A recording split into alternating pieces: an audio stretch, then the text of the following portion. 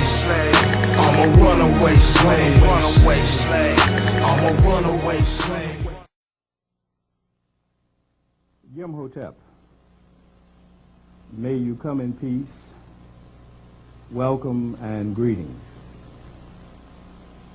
I'd like to thank Dr. Butler and the other individuals who had a hand in making this occasion possible.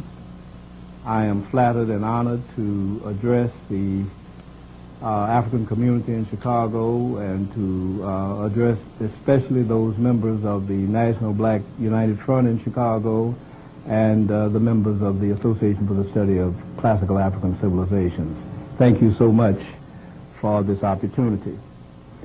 First of all, I would like to bring you greetings from some of the organizations I represent. The Center for Inner City Studies, which is a part of Northeastern Illinois University in Chicago. We provide an undergraduate and a graduate program. We consider ourselves at the center to be pioneers in the African-centered curriculum. We've been teaching an African-centered curriculum for the last 25 years. Also, greetings from the Kemetic Institute, which is a research and educational outreach organization that has about 30 young African-American members who we feel are really dedicating their lives to a serious project. Also from the Temple of the African Community of Chicago, where we celebrate the restoration of African spirituality, hopefully authentic African spirituality. And finally, from the ASCAC family, we feel that every African in the world ought to belong to the Association for the Study of Classical African Civilizations, because its basic mission is the restoration of African civilization, and that ought to be in the interest of all African people. It was requested that I address the topic intellectual warfare, and in a fashion I hope to address that concern. I've been interested in the intellectual warfare since I found out that I was in it for the last 25 years. The intellectual warfare that I am referring to is what I consider to be the greatest challenge to African people throughout the world, and that is the challenge that was raised more than 2 centuries ago when the Europeans began their atrocity against African people in the sense of creating and fabricating the doctrine of white supremacy. And for the last 2 centuries, African thinkers and African leaders have been engaged in that awesome struggle. And I would just simply like to point out that we believe now that we are at the top of the hill and on the way down. We feel that we have really overcome the major obstacles to dismantling that theory and practice of white supremacy. What I would like to do in this talk is to, first of all, just simply focus on that, on the present phase of that campaign, what we may call the African-centered education battlefield. And then I would like to review the fabrication of white supremacy in a kind of historical outline, and then I would like to revisit the battle plan that is now over 200 years old, that has been waged by African leaders from generation to generation. And finally, I would like to make some comments on the state of our project today. I'd like to begin by recalling the great event that happened in 1976, because this month we celebrate the burial of Steve Biko, who was so much involved in the revolt of the Soweto children in 1976. Because those children sort of framed the tone of the current phase of the battle from the African standpoint, because those children refused to be taught in the language of their oppressors. And thus they began to revive the active warfare against white supremacy in South Africa. And even though many of those children gave up their lives in that struggle, and eventually their leader, their inspirational leader, their teacher, Steve Biko, was murdered as a result of that great renewal of the revolutionary struggle in South Africa, it is an event that, that really advances the project of our war against white supremacy.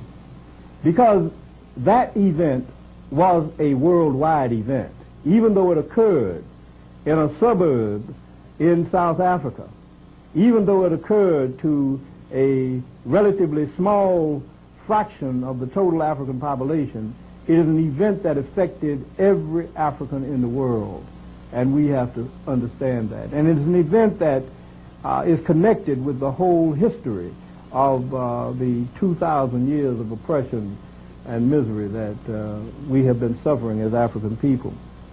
The black students of Soweto decided that they were going to revive the revolution that had been sort of stalled after the incarceration of Nelson Mandela. And what we can say about the release of Mandela a few years ago is that the primary reason for his release is that event that those children participated in, by raising the cry of black freedom in terms of the freedom of the African mind, in terms of the dismantling of the intellectual atrocity that Europeans had waged on African people.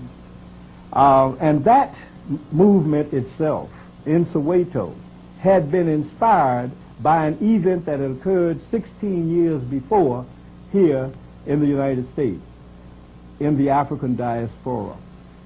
Because in 1960, when the black college students began that massive revolt against the segregation system here, of which the apartheid system in South Africa was an echo. When they started that awesome revolt, they called the attention of the African world to the necessity to begin immediately to dismantle the apparatus of white supremacy. And those students went from February of 1960 throughout that year. They went from sit-in, trying to integrate restaurants in the South, all the way to voting rights campaigns. And as they got involved in the voting rights campaign and they turned to other issues, they finally wound up, many of them being recruited to go to school in the North, in places that in schools and universities they'd never heard of before, but suddenly they found themselves in those universities, and they continued their route in those universities, because even though they were supposed to be integrated in those universities, they discovered that they had faced an enemy that was as great as the enemy of segregation, and that is the supremacy, the white supremacy curriculum that is entrenched in education, especially in higher education, throughout the European-controlled world. And they began then to demand black studies, and that demand was not well understood. Although it was widely supported in the African American community, it was not well understood. The articulation somehow or another didn't quite come through, and a lot of people didn't really understand what it was about, those who were for it and those who were against it. And so it got tangled up. But what we can say is that revolt, that black studies revolt, was a necessary development of the student protest that began a few years earlier. Because what these students found out was that physical integration was not really the problem. What the problem was the theory and practice of white supremacy. And they found it so well entrenched in the universities. And so they began their protest. What happened after black studies became a rather large threat to the universities was that a lot of the universities caved in and established or allowed to be established black studies programs, but they immediately began to try to circumscribe those programs, to limit them, and to finally dismantle them. And so the battle was waged from the late 60s throughout the 70s. And it was in the 80s that a new phase of that struggle began to emerge. We now call that the African-centered education movement, because as black studies got into trouble, and as more and more of the students and the African leaders and African thinkers began to get involved in the battle, we began to realize that we had a major warfare on our hands, and it involved a rethinking of practically everything that we had been trained to think. And so we began to develop what later came to be called the African-centered mode of thinking. And that is where the campaign is now. And in a few minutes I'll get back to the state of that campaign. But first, let me turn to the problem, that is the fabrication of white supremacy.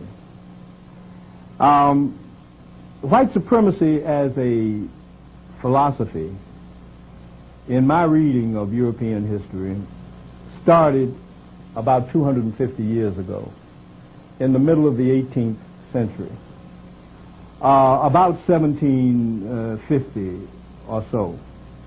And it started at a particular historical moment that we need to have some understanding of. Because even though the chattel slave system and the slave trade system had been going on for 300 years before that, and that was, of course, a great atrocity. That was a great tragedy, especially for African people, as millions of African people were destroyed in that one way or another. But in the middle of the 18th century, that slave system had reached such proportions that it was posing major problems among the Europeans. And Europeans themselves were involved in a great debate and dispute over whether to continue the slave system or to abandon it, whether it was good for Europeans or not. The slave system had produced the great wealth of Europe for 300 years, but it was also in the 18th century producing a great number of strains in the European population. It was traumatic to many of the Europeans who took their Christianity rather seriously and learned on Sundays to love mankind, and then on Mondays they had to go out and beat up African people and kill African people, and that was causing a strain in theological circles. But the strain was not limited to theology and morality. It also got in the practical arena, because millions of European ordinary laborers were being intimidated by competition with slave labor, and they just didn't feel that they had an advantage in that situation. And so many of the Europeans who were unemployed felt that if they could get rid of slavery, then employment for poor Europeans would open up. The European small businesses were very intimidated by the large slave industry that kept the small business community at its mercy, and so many of them wanted to get rid of it. For a number of reasons, the Europeans were engaged in a great debate over whether to continue slavery or get rid of it.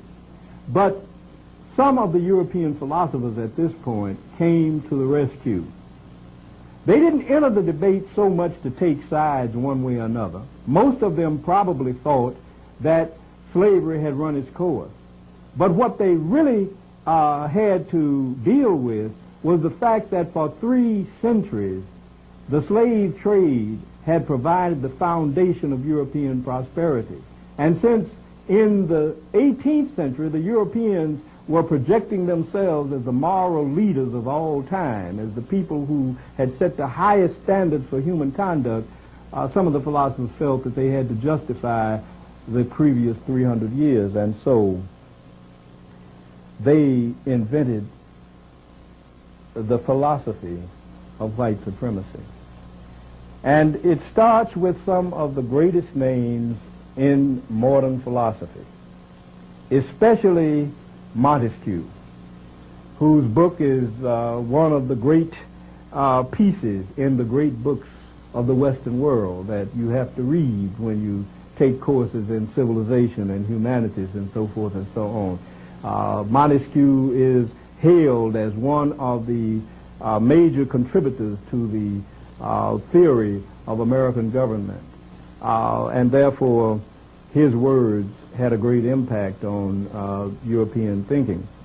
And this is what Montesquieu said in his great work, The Spirit of the Laws, which was published in 1749, in a chapter called On Negro Slavery. Montesquieu said, "Were I to vindicate our right to make slaves of the Negroes, these would be my arguments. The Europeans, having extirpated the Americans, were obliged to make slaves of the Africans for clearing such vast tracts of land. Sugar would be too expensive if the plants which produce it were cultivated by any other than slaves. These creatures are all over black, and with such a flat nose that they can hardly be pitied. It is hard to believe that God, who is a wise being, should place a soul, especially a good soul, in such a black, ugly body. Negroes prefer a glass necklace to gold, which other nations value so highly. Can there be greater proof of their not having common sense? It is natural to look upon color as the criterion of human nature."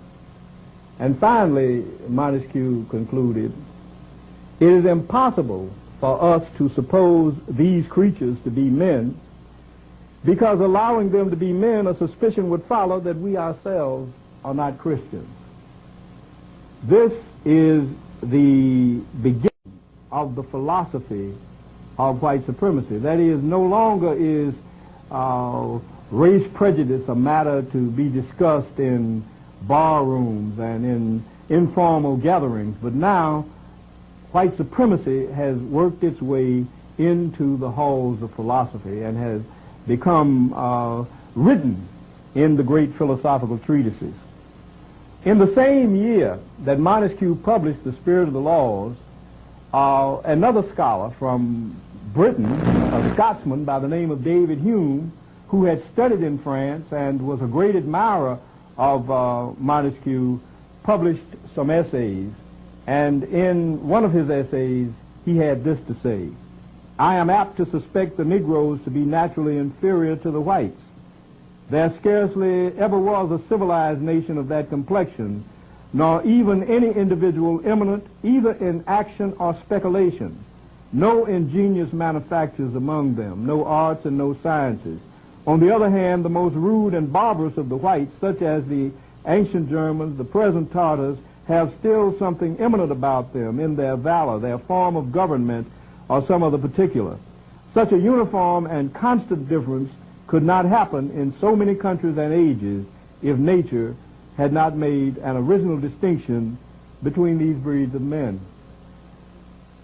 In other words, you had European philosophers stating in philosophical writings that Africans were inferior and that whites were superior genetically. In the same period, on this side of the Atlantic, here in what later became the United States, Benjamin Franklin, who has been hailed as one of the great abolitionists and friends of the Negroes, raised a query that is quite interesting and should give some insight into the thinking of abolitionists. He said, "In scouring our planet, by clearing America of woods, and so making this side of our globe reflect a brighter light to the inhabitants in Mars or Venus, why should we, in the sight of superior beings, darken its people? Why increase the sons of Africa by planting them in America, where we have so fair an opportunity by excluding all blacks of increasing the lovely white. That's Benjamin Franklin in 1750. And so what we have in that period of time is a kind of consensus among the great European thinkers that now Europe must begin to believe that African people are a different species, that they are a subhuman species, so that we can justify what has happened over the last 300 years. There was one major problem with that theory at that time, and that is the whole concept of antiquity. And Montesquieu began to work on that problem by suggesting that there are three great developmental phases of human society. The first is what he called savagery. The second is what he called barbarianism, and the third is civilization. And according to his theory, the Europeans were the only people in the world who had arrived at the stage of civilization by their own initiative. All of the other people of the world were somewhere lower on the ladder of social development, and therefore the Europeans had to go and pull them up even against their wills. And about Africans in that regard, he said this: the greatest part of the people of Africa are savages and barbarians. They are without industry or arts. They have gold in abundance, which they receive immediately from nature. Every civilized state is therefore in a condition to traffic with them to advantage by raising their esteem for things of no value and receiving a very high price in return. This is clearly designed to justify the exploitation of Africa, its people, and its resources. That was the major reason for the philosophical project in the first place, to justify the prosperity of Europe on the basis of the suffering of African people. And so Montesquieu sort of laid it out. There was still one major objection to the project, and that is the fact that these same philosophers were projecting Europe, Western Europe, in the 18th century as the cultural descendants of the ancient Greeks. And in telling that story, they were trying to convey the notion that all great ideas, all great cultural achievements had originated among white people, that is, European people, from the Greeks to the modern Europeans. The problem with that image that they were trying to build, that reconstruction of history that they were trying to forge, was that these very ancient Greeks that they were idolizing had already denied that Africans were inferior.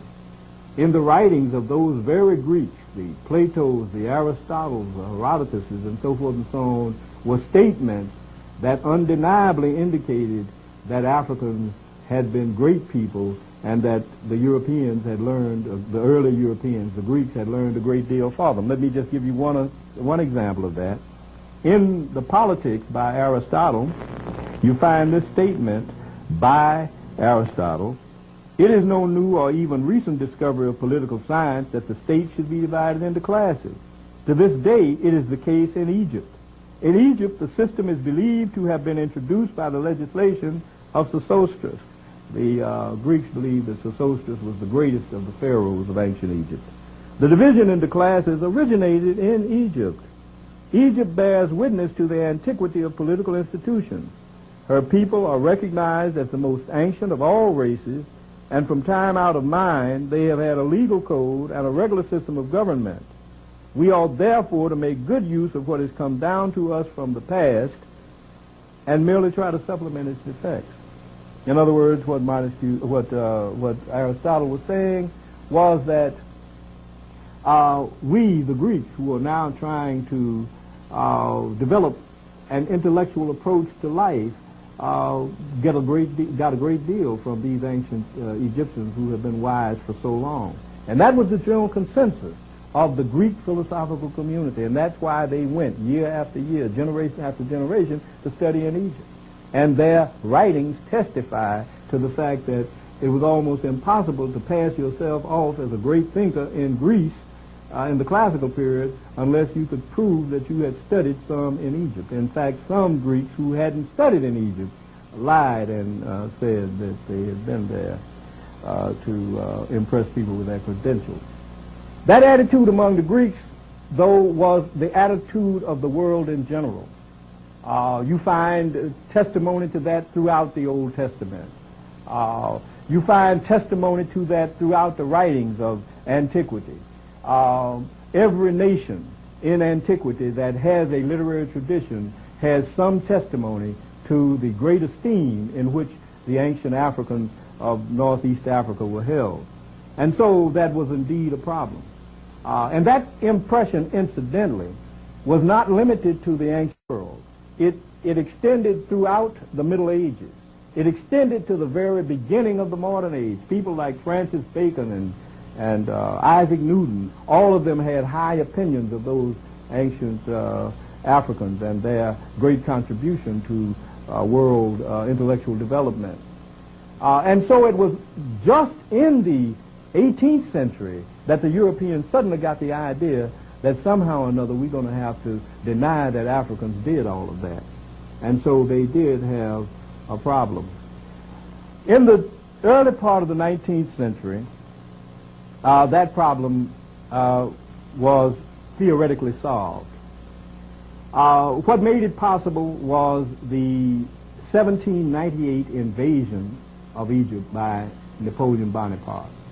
As Napoleon was stepping on the stage of power after the French Revolution, he decided to open up the whole world for this new France dominion, and so he marched into Egypt in order to facilitate that program. And when he got to Egypt, he decided that he had better bring in the intellectuals to deal with the intellectual threat of Egypt to European supremacy.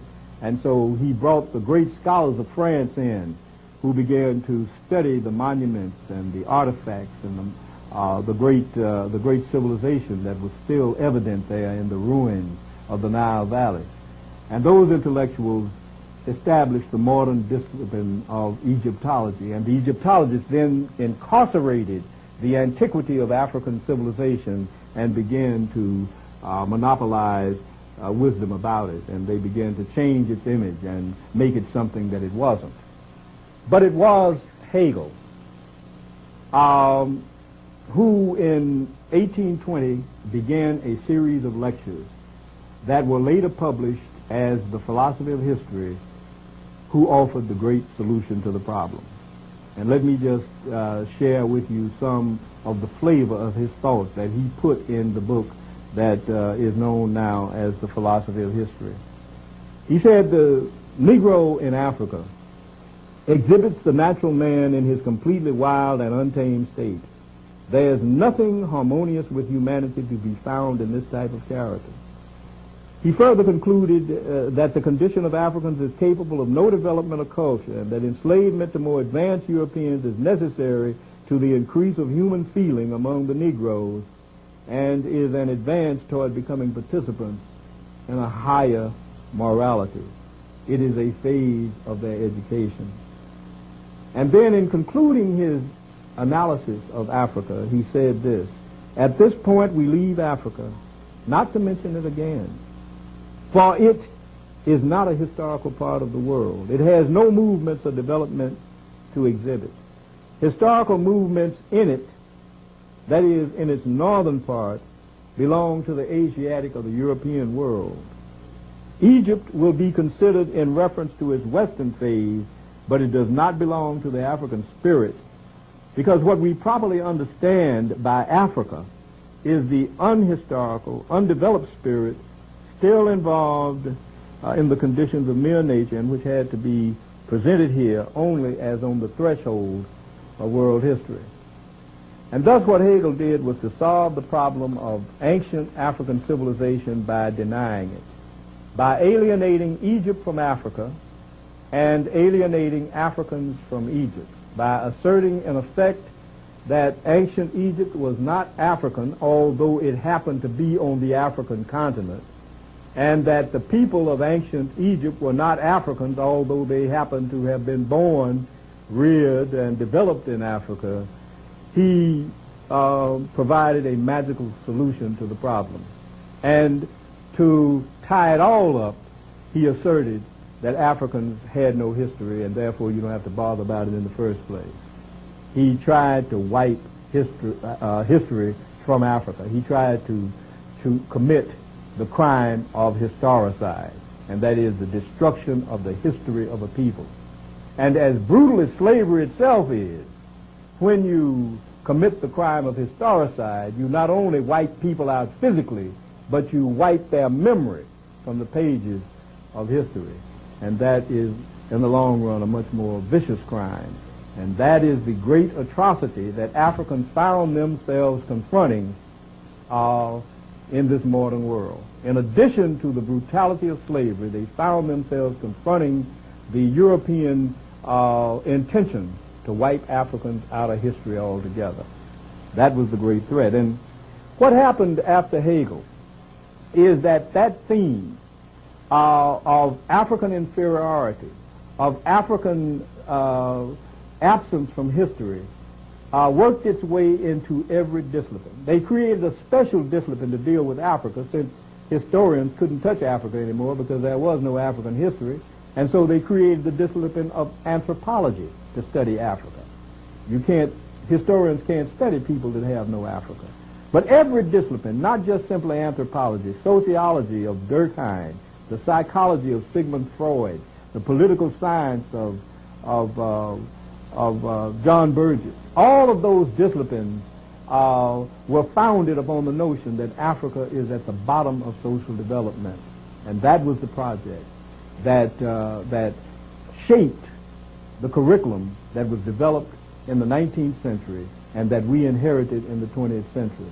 Because what we had after that kind of curricular development was the emergence of what is called the classical European curriculum, based on the notion that Greece and Rome are the foundations of all civilization and the progenitors of Western civilization, and that the curriculum that has developed and emerged in the modern world came directly from the Greeks and the Romans, ignoring the fact that the Greeks and Romans got that curriculum in the first place from the Africans.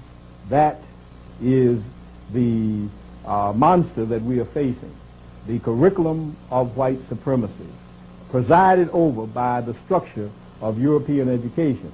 European education not only dominates the education of Europeans, it dominates the education of practically everybody in the world today, even in Asia and certainly in Africa, certainly in the Western Hemisphere.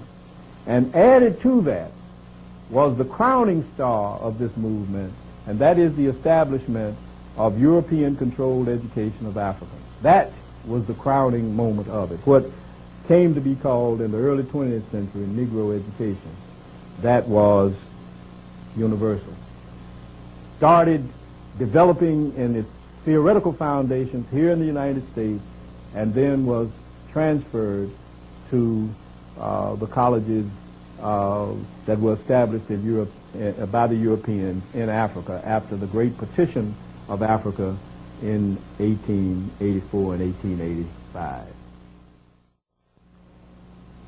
Let us now turn to the African response to these atrocities. A lot of people are not aware of the fact that while Africans were getting beat up, both physically and intellectually, that Africans were also getting in a few licks. So let us look at the licks that Africans were getting in during this tragedy. During the 300-year slavery period before the beginning of the philosophy of white supremacy, Africans developed three basic approaches to the oppression that they were suffering. One was revolt. That is, from the very start, beginning in about 1500, when the first relatively significant shipload of Africans arrived in the Western Hemisphere, you see revolt on the island of Haiti, which Columbus invaded. You see a revolt against the plantation that Columbus's son and brother were running. And that revolt resulted in a part of the plantation being burned down and the Africans escaping into the interior of the island and building a new African community, because that's the only kind of community they knew how to build. And that community continued generation after generation as a free and independent African community. And what you saw as more and more Europeans moved into the Western Hemisphere and invaded the various parts of the Western Hemisphere and brought Africans to do the dirty work, more and more Africans revolted and established free and independent African communities. The Europeans called them maroon communities. But that revolt was a constant part of the pattern of colonization in the Western Hemisphere. It's been underplayed by the historians, but it was always present. Sometimes the revolts succeeded and sometimes they didn't. Those revolts were very, very inarticulate in terms of written text, and so we don't know exactly what the reasoning might have been, except that we know that Africans wanted to be free, and that has always been demonstrated. A second approach to the problem of trying to get out of the mess was the petition approach, especially after the Africans had been somewhat westernized in the slave system. Many of them started petitioning their masters for some kind of relief or a manumission. They started petitioning the colonial legislators or whatever Europeans would listen to them. They would write petitions and deliver those petitions to the Europeans, begging and appealing to the sentiments and the principles of Christianity and the principles of liberty and freedom and all that sort of thing, and begging the Europeans to let them go. And sometimes on an individual basis, one or two of them might have been rewarded by getting his or her freedom. The third pre-Haitian Revolution approach, as I call it, was collaboration. A few Africans figured that they could ease their lot and perhaps even get their individual freedom by betraying other Africans. And so some of them would go to their masters and say, Old Tom is planning to revolt. I heard it the other night. And that's the way a lot of the planned slave revolts were dismantled before they succeeded, because you had collaborators. Those were the three basic approaches before the Haitian Revolution.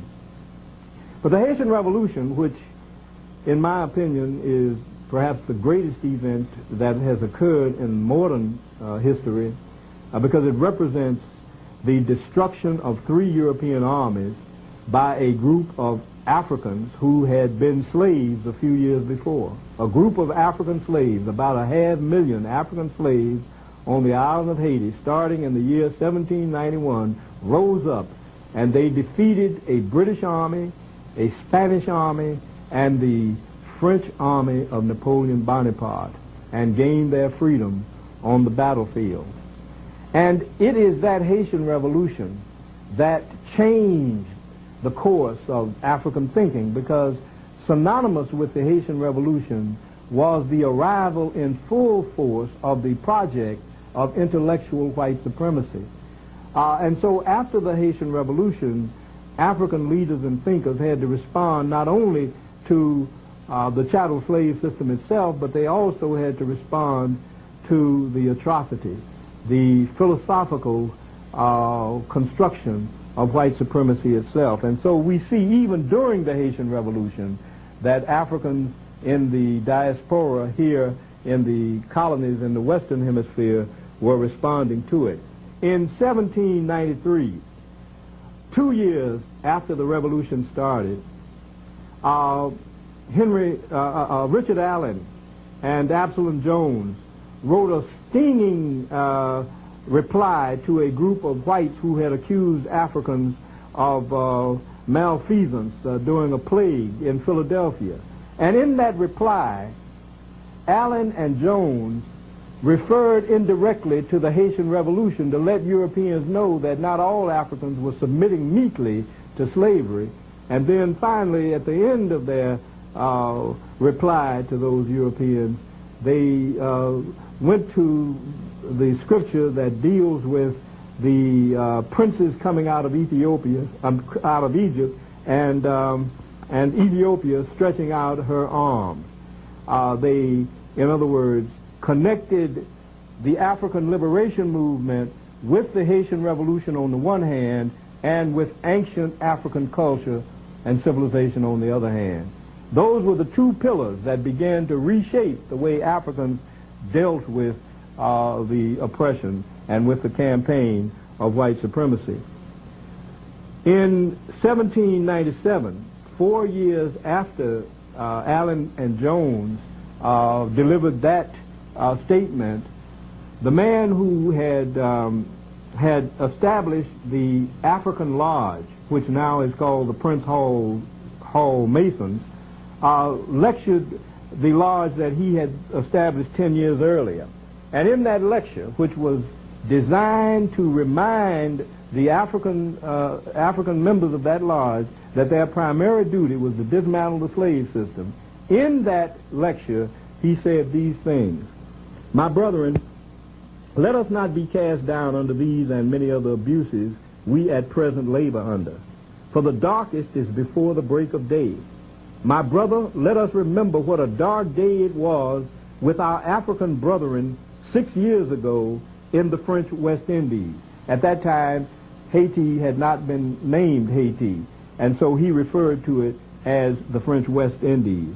He continued, "Nothing but the snap of the whip was heard from morning to evening, hanging, broken on the wheel, burning, and all manner of tortures inflicted on those unhappy people, for nothing else but to gratify their master's pride, wantonness, and cruelty.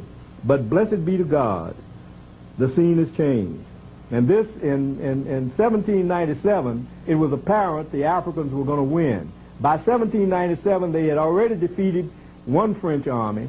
They had already defeated the British Army of the West Indies. They had already defeated the Spanish army of Santo Domingo, and now they were about to defeat Napoleon's army. It was clear that the Africans were going to win that struggle. And so Prince Hall said this: "They now confess," that is, the French had abolished slavery on the island, for example. "They now confess that God has no respect of persons, and therefore receive them as their friends and treat them as brothers.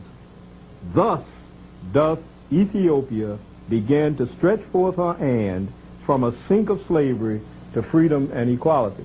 Until that time, the idea of Ethiopia stretching forth her arms was interpreted primarily as the Ethiopians are expressing love for humanity. But what Prince Hall pointed out was that that arm now has a sword or a gun in it, and that is the way Africans are going to liberate Africans and destroy the chattel slave system. That was the beginning of a change in the African response, because now the Africans had to respond to the doctrine of white supremacy itself. And so we see in the succeeding periods that Africans began to anchor their protest on the basis of fighting against white supremacy itself. And one of the great leaders in that fight was David Walker.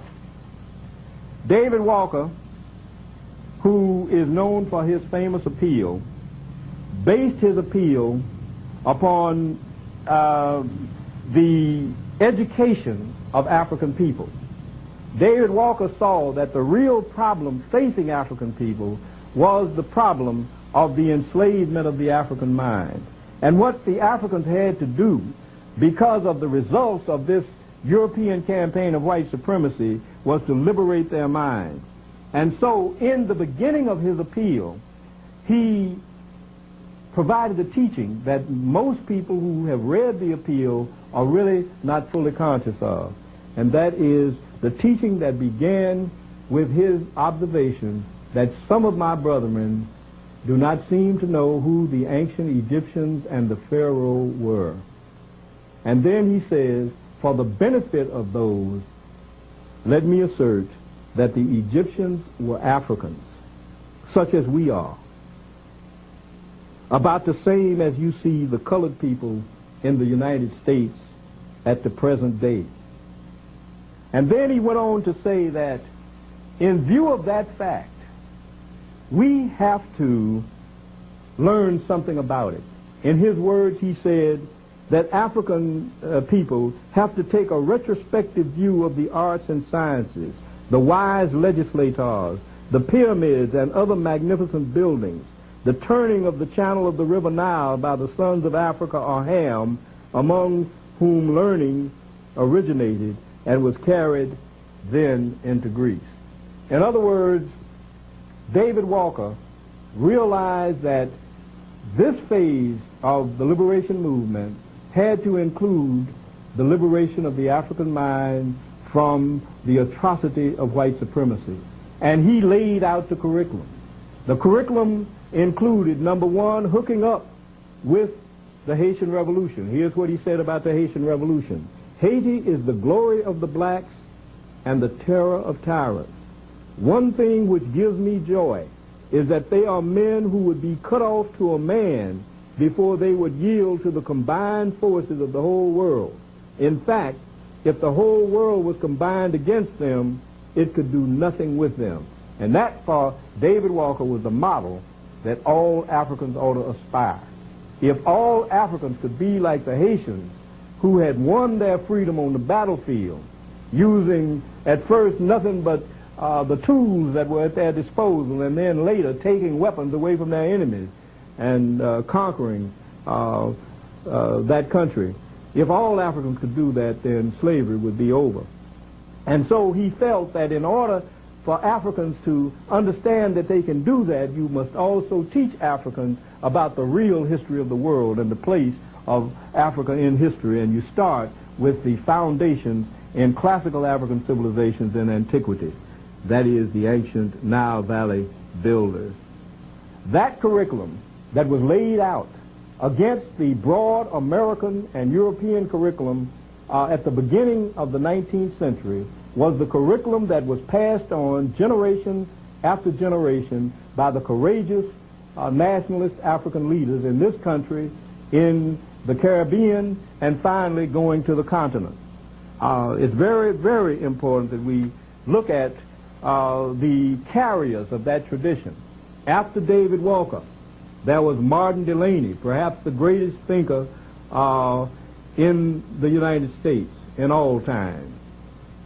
There was Henry Highland Garnett, one of the most courageous of the African leaders during the pre-Civil War period. There was Edward Wilmot Blyden, an African who was born in the Virgin Islands, who came to the United States as a young man seeking an education, and then finally went to West Africa and became a citizen of Liberia, and spent his time going from black communities in Africa to black communities in London to black communities in the United States to black communities in the Caribbean, trying to convince all Africans to go back home and build a great civilization to destroy the white supremacy regime. And then there was Alexander Crummell, a man who lived also in Liberia, but who spent his time trying to convince Africans that Africans had to nationalize so that they could overcome the disadvantages. And then there was Bishop Henry McNeil Turner, a man who, even though he was a great minister of the African Methodist Church, spent his time organizing the African people all over the world to take their destiny in their hands and go back home, who established contacts with the continent of Africa, and who set an awesome model for African adulthood.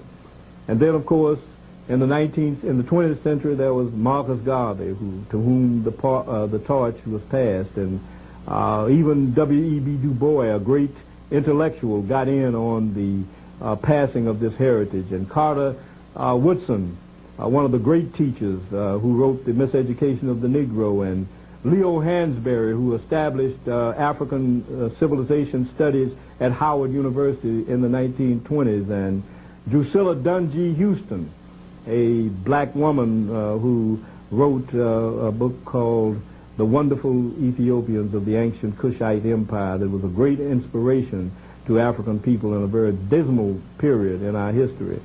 And then to George G.M. James, who wrote The Stolen Legacy, and to Sheikh Anta Diop, who we call the master, the one who raised the study of African life to a truly scientific level.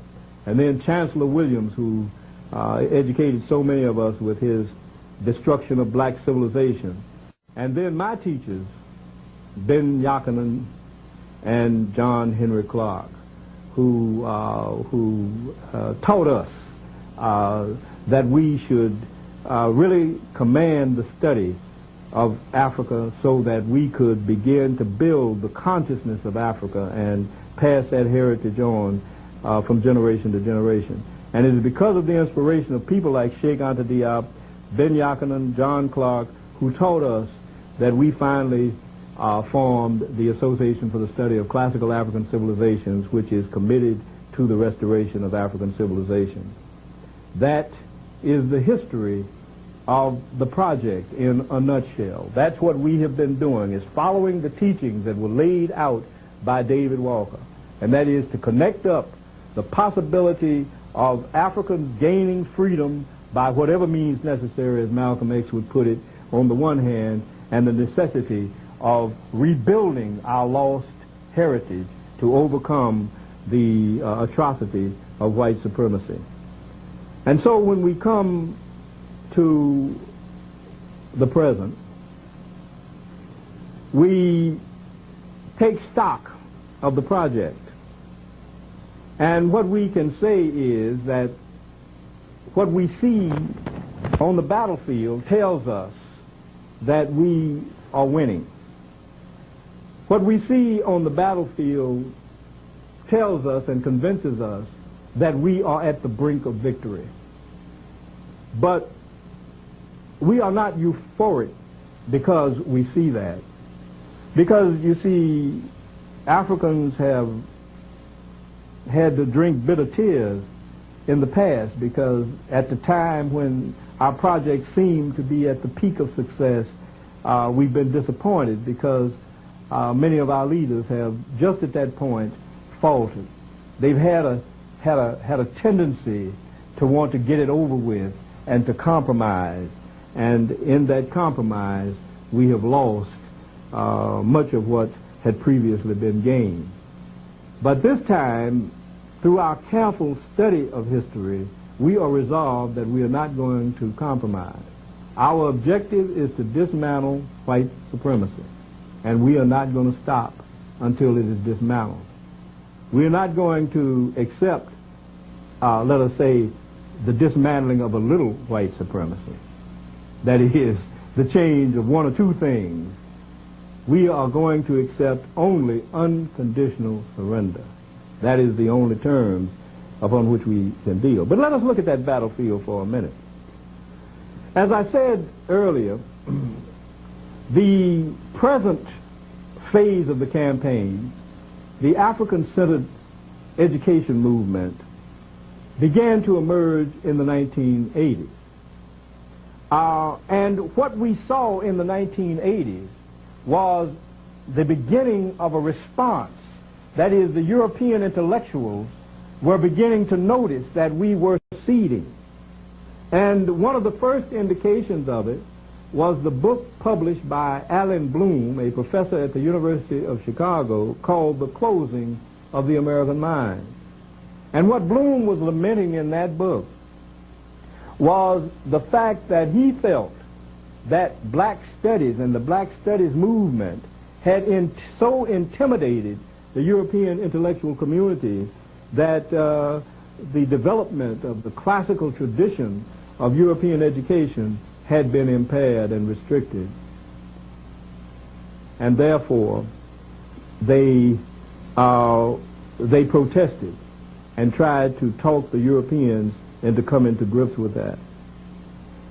Bloom was joined by A.C. Hirsch, who wrote the cultural literacy, and joined finally by Mortimer Adler, who tried to revive the great books movement. All of these were efforts to stem the tide of what we were doing. That's why we knew we were succeeding. And then finally, a few years ago, Diane Ravitch jumped out with an attack on those of us who pursued the African-centered persuasion. And she was finally backed up when we knocked her out of the box. She was backed up by Arthur Schlesinger Jr., who was supposed to be a great liberal and friend of the Negro.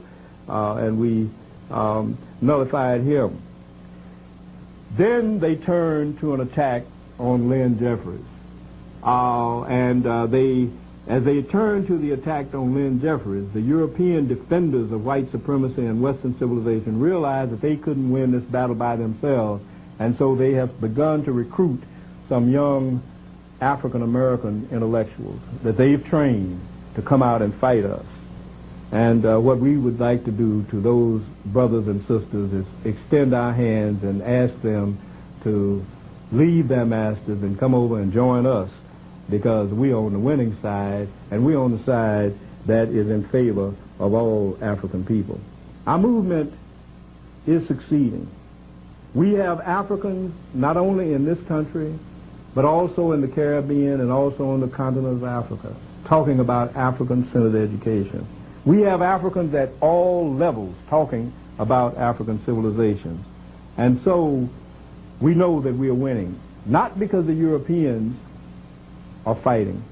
We are winning because the African people are supporting the movement. We have won the battle of the African mind, which is the battle of the 21st century. And what we are doing now is organizing study groups. And we advise all African people to get involved in study groups. When we know ourselves, then we will be able to overcome the last obstacles to our victory. Let me conclude by reciting the end of a prayer that Bookman, the man who organized the Haitian Revolution 202 years ago, uttered on the night he got the assembly together to start the revolution. On that evening, Bookman said, among other things, "Throw away the image of the white man's God, who has so often brought down our tears, and listen to liberty, which speaks in all our hearts."